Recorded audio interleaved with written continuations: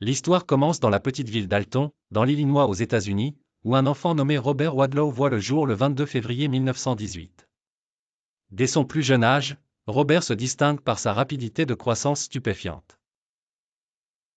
À l'âge de 5 ans, il mesure déjà 1,64 m, une taille inhabituelle pour un enfant de son âge. Sa famille, tout en étant soucieuse de son développement, le soutient avec amour et courage. L'enfance de Robert est marquée par des visites médicales régulières.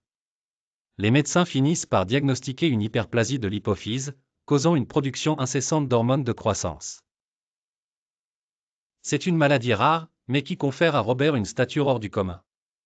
À 13 ans, il atteint déjà la hauteur de 2,18 m. Malgré sa condition, Robert fait des efforts considérables pour avoir une vie semblable aux autres.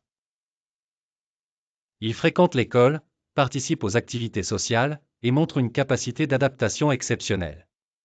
Sa personnalité charmante et respectueuse lui permet de se faire des amis facilement, mais sa stature imposante ne passe jamais inaperçue. Robert fait ses études à l'université pour poursuivre ses rêves, mais doit faire face à des défis quotidiens liés à sa taille. Marcher devient progressivement une épreuve, et il doit s'aider de cannes et de dispositifs orthopédiques. Les fabricants doivent concevoir des chaussures sur mesure pour ses pieds immenses, de pointure 75. Son nom figure dans le livre Guinness des records comme étant l'homme le plus grand ayant jamais vécu.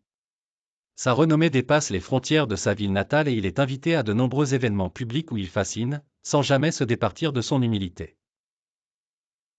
Hélas, la taille exceptionnelle de Robert exige un lourd tribut. En 1940, à l'âge de 22 ans, une vilaine infection causée par un appareil orthopédique mal ajusté met abruptement fin à sa vie.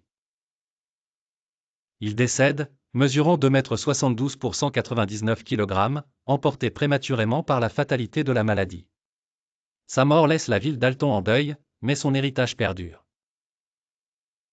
Robert Wadlow repose désormais dans un immense cercueil de plus de 3 mètres de long, symbole de sa vie exceptionnellement grande.